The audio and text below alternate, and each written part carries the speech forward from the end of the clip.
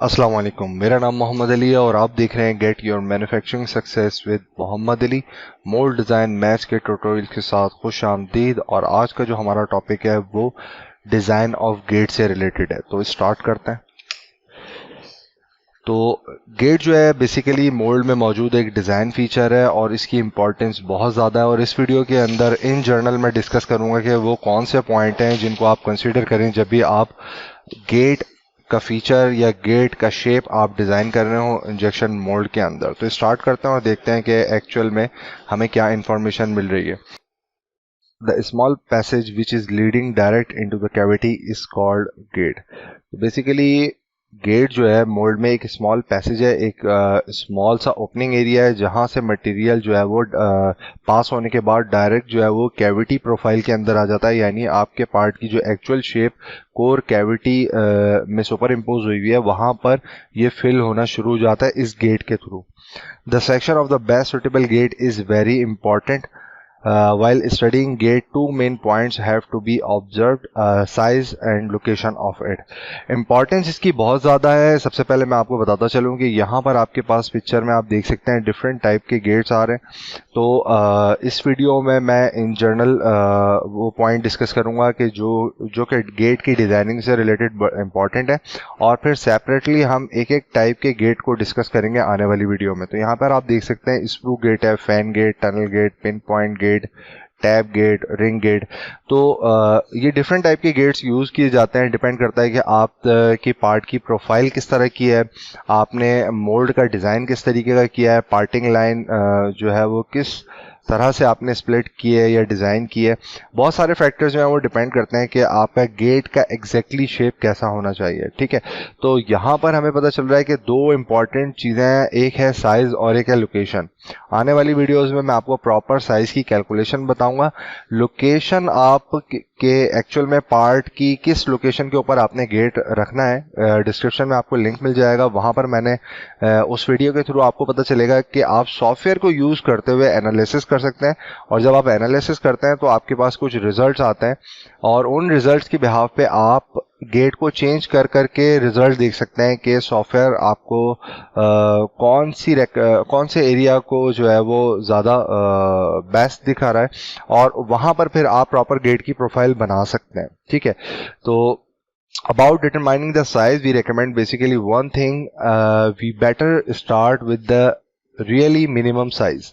चाहे हम screw gate design कर रहे हो, चाहे हम फैन गेट डिज़ाइन कर रहे हो, या किसी भी टाइप का गेट डिज़ाइन कर रहा हूँ, स्टार्टिंग में आपने करना यह है कि जो भी मैं आपको कैलकुलेशन आने वाली वीडियो में बताऊंगा उसमें आपने मिनिमम कैलकुलेट करने के बाद मिनिमम साइज की तरफ जाना है। और फिर आपने क्या करना है, ट्राई आउट करना है। जैसे कि यहाँ पे डिस्कस हो रहा है, the final size of the gate will be adjusted according to the test result on the moulding machine. Let suppose हम स्क्रू गेट डिज़ाइन कर रहे हैं, तो आपने कैलकुलेट करने के बाद जो है वो मिनिमम साइज कंसीडर करना है और मिनिमम साइज को मशीन करके अपने मोल्ड में बनाना है।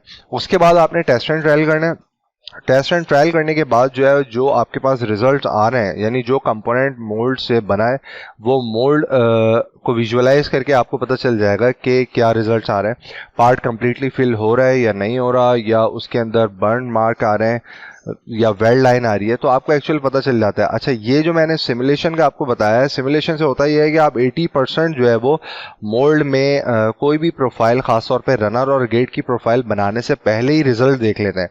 तो उससे आप क्लोज चले जाते हैं और बजाय इसके कि आप 100% जो है वो पहले मशीनिंग कर लें अंदाज़ों से और उसके बाद ट्रायल करने के बाद सारे जो है वो डिसीजन लें। तो पहले आप सिमुलेशन कर लें सॉफ्टवेयर पे, उसके बाद आप उस लोकेशन के ऊपर गेट बना लें और गेट का मिनिमम साइज यूज़ करें। उसके बाद आप ट्राई आउट करें। ट्राई आउट करने के बाद फिर आप देखें कि इसमें साइज को दोबारा मशीनिंग करके इम्प्रूव करने की ज़रूरत है या नहीं है। ठीक है, in view of location we have to observe one major factor: we should not allow the injection to take place in large hollow space। ठीक है, अगर आपकी पार्ट की प्रोफाइल इस तरीके की है कि जिसके अंदर जो है वो किसी एक पर्टिकुलर जगह पे हॉलो या डीप शेप है, डीप कैविटी बन रही है, या किसी एरिया से जो है वो आपके पार्ट की थिकनेस ज़्यादा है दूसरे एरियाज की निस्बत। वैसे नॉर्मली प्लास्टिक पार्ट के अंदर इवन थिकनेस होती है, यानी पार्ट को आप फिजिकल पार्ट को अगर आप कहीं से भी सेक्शन करके देखेंगे तो हर जगह से पार्ट की थिकनेस सेम आएगी, ये रिकमेंडेड है। लेकिन बाज़ कंडीशन में होता यह है कि कुछ एरियाज पे पार्ट की थिकनेस बढ़ जाती है। तो ऐसे पार्ट के एरियाज जहां पर पार्ट की थिकनेस बढ़ गई है वहां पर आप गेट बनाने से जो है वो अवॉइड करें। ये आपने पॉइंट को कंसीडर करना है। The major help to improve the quality uniformity of the component. होता यह है कि जब गेट से मटेरियल इंटर होगा कैविटी के अंदर और स्टार्ट में ही उसको बड़ा एरिया, बड़ा स्पेस मिल जाएगा, बड़ा वॉल्यूम मिलेगा, तो वहाँ पे क्या होगा, उसका जो प्रेशर फ्लो है वो टूट जाएगा, वो कम हो जाएगा और मटेरियल प्रॉपरली उस स्पीड के साथ आगे फ्लो करके बाकी प्रोफाइल को फिल आउट नहीं करेगा। तो ऐसी जगह पर गेट बनाएं जहां पर थिकनेस इवन हो और जहां पे डीप हॉलो शेप ना हो। ठीक है। Two other thing have to be mention in the connection of the gate size. देखते हैं कि कौन सी वो दो चीजें हैं जो गेट के साइज में इंपॉर्टेंट है। If you make it too small we risk that the cavity will not be filled और plastic will be burn due to excessive friction while passing the gate. Let suppose अगर आपने without calculation के अंदाजन die maker से, mould maker से पूछ के जो है वो गेट बना दिया है और वो गेट बहुत ज़्यादा छोटा है, तो इसके दो नुकसान होंगे। एक तो ये होगा कि आपका पार्ट कंप्लीटली फिल नहीं होगा, यानी बहुत ज़्यादा बड़ा भी नहीं बनाना है गेट का साइज़ और बहुत ज़्यादा छोटा भी नहीं बनाना है। बहुत ज़्यादा छोटा बनाने की सूरत में क्या होगा, ओवरऑल आपका पार्ट फिल ही नहीं हो सकेगा। और दूसरा क्या होगा कि स्मॉल साइज़ होने की वजह से जब आप बहुत ज़्यादा प्रेशर से जो है वो पार्ट का जो मेल्ट मटेरियल है उसको कैविटी के अंदर इंजेक्ट करेंगे, तो जब वो रगड़ खाता हुआ, यानी गेट की आउटर प्रोफाइल से जब वो फ्रिक्शन प्रोड्यूस करता हुआ जाएगा, तो आपका जो मटेरियल मेल्ट है ऑब्वियसली वो हॉट होगा और वो बर्न हो जाएगा और वो बर्न मार्क्स जो है वो आपको फाइनली पार्ट के अंदर नजर आएंगे, जिस तरीके से आप यहाँ पे इस पिक्चर में देख सकते हैं। ठीक है।